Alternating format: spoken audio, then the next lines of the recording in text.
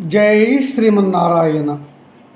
ఈరోజు మనం ధర్మపదం గ్రంథములోని భాగము 3 శ్రీమద్ రామాయణం విభాగము 29 పతివ్రతను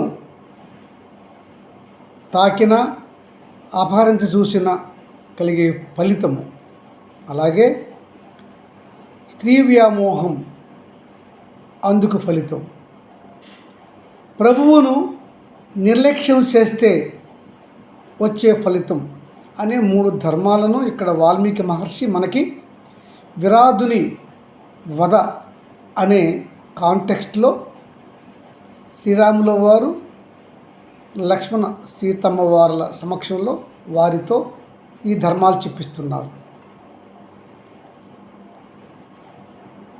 సరి అయినటువంటి నివాస స్థలము ఏర్పరచుకోవడం కోసము సీతారామ లక్ష్మణులు దండకారణ్యంలో వెతుకుతూ ముందుకెళ్తున్నారు. ఇలా వెళ్తూ ఉండగా ఒక భయంకరాకారుడు, పర్వతాకారుడు, అసహ్యంగా ఉన్న శరీరము, చాలా పెద్ద శరీరము, పొడవైన చేతులలో పెద్ద పెద్ద శూలములు, ఆ శూలములకు ఏనుగులు, సింహములు, శరభములు, జింకలు, ఇతర జంతువులను గుచ్చి వాటిని పట్టుకొని ఒక్కొక్కటి తింటూ వికృతాకారంగా వస్తున్నాడు. అతడే విరాధుడు. శాపవశాన్న దుష్ట రాక్షసుడిగా ఉన్నటువంటి ఒక పూర్వ గంధర్వుడు, అతడే తుంబురుడు అనే గంధర్వుడు. ఈ కథ ఇందులో ధర్మాలు చూద్దాం. ఆ విరాధుడు వికృతాకారంతో, వికృత చేష్టలతో సీతారామ లక్ష్మణులు ముందుకు వస్తున్నాడు. శ్రీరాముడు ఆ దుష్ట రాక్షసుని చూశాడు. తమ్ముడితో అంటున్నాడు, సోదరా లక్ష్మణ, చూశావా, ఆ పర్వతాకారుడు వికృతాకారముతో, పొడవైన చేతులతో చాలా క్రూరంగా ఉన్నాడు. అతని చేతిలో పెద్ద పెద్ద శూలములు ఉన్నవి.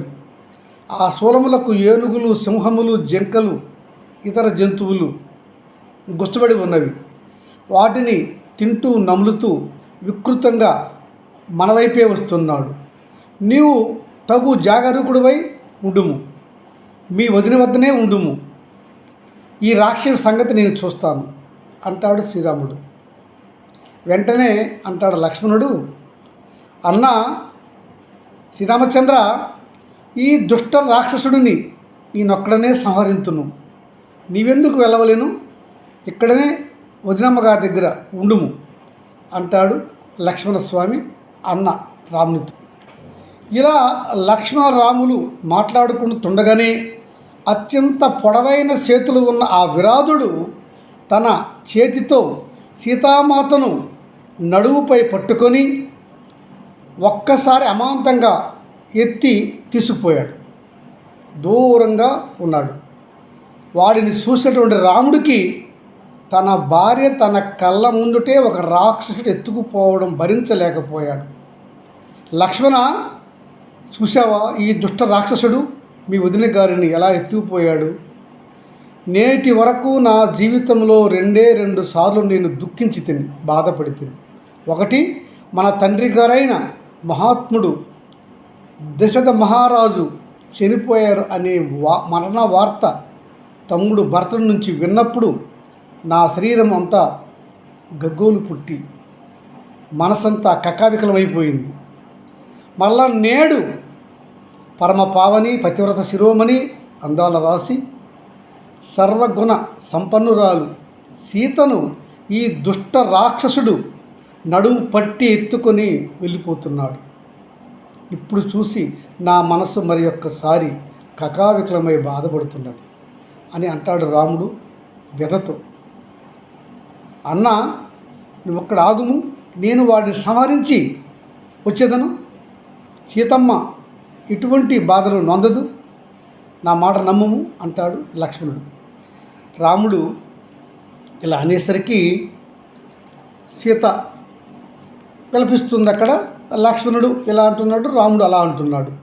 ఈ మాటలు విన్నాడు దుష్ట రాక్షసుడైన విరాధుడు.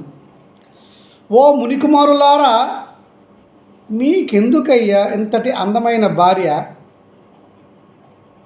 మీరు మునికుమారులు కదా, మీరు జింక చర్మము జటావల్కములు నారచీరలు కట్టుకొని తాపస వృత్తిలో ఉండవలను కదా. పొండు ఇంక మీకు ఈ అందారాశి తిరిగి రాదు.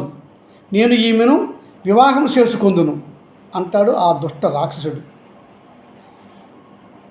అంటుండగా అన్న వీడిని సంహరింతుము, ముందుకు పదము అంటాడు. ఓ బాలకులారా, మీరు నన్ను సంహరించలేరు. మీ అస్త్రములు నా పైన పనిచేయవు. నేను బ్రహ్మవరప్రసాదిని. నాకు ఎవరి యొక్క అస్త్రములు నా పైన పనిచేయవు. నన్ను మీరు ఏమీ చేయలేరు. పొండు ఇక ఈమె గురించి మీరు ఆలోచించకూడి, ఈమె నాది అంటాడు ఆ దుష్ట రాక్షసుడు విరాధుడు. అనేసరికి రాములు వారు అంటారు, భ్రాత లక్ష్మణ, ఈ దుష్ట రాక్షసుడికి బ్రహ్మవరము ఉన్నదనిపిస్తున్నది వాడి మాటలు బట్టి. కనుక మనం అస్త్రములు ప్రయోగించక మన ఖడ్గములు బహుబలమైనవి, పదునైనవి, పెద్దవి, వాటితో వీడి యొక్క 2 భుజములను ఖండించి వేదుము రమ్ము అంటూ రాముల వారు తన ఖడ్గముతో ఆ విరాధుడి యొక్క కుడి భుజాన్ని నరికేస్తాడు. వెంటనే సింహం వలె ఎగిరి లక్ష్మణస్వామి వారు తన ఖడ్గముతో ఆ విరాధుడి యొక్క ఎడమ భుజాన్ని ఖండించేస్తాడు. వెంటనే విరాజుడికి జ్ఞాపకం వచ్చింది. తొలుత అతనికి వారి ప్రభువు యక్షరాజు ఇచ్చినటువంటి శాపము. ఇలా అంటాడు విరాజుడు, మహాత్ములారా, నన్ను క్షమించండి. నాకు తెలుసు మీరు ఎవరో. మీరు దశరథ మహారాజు యొక్క పుత్రులు శ్రీరాముడు, లక్ష్మణుడు. ఈమె మహాసాధ్వీమని పతివ్రత శిరోమణి సీతాదేవి, మహాలక్ష్మియే ఈమె. నాకు తెలియను. నేను పూర్వము తుంబురుడు అనే గంధర్వుడును. నా ప్రభువు కుబేరుడు. నా ప్రభువు వారించినా కూడా నేను నా ప్రభువు మాటను లక్ష్య పెట్టక రంభ అనే దేవలోక అప్సరసను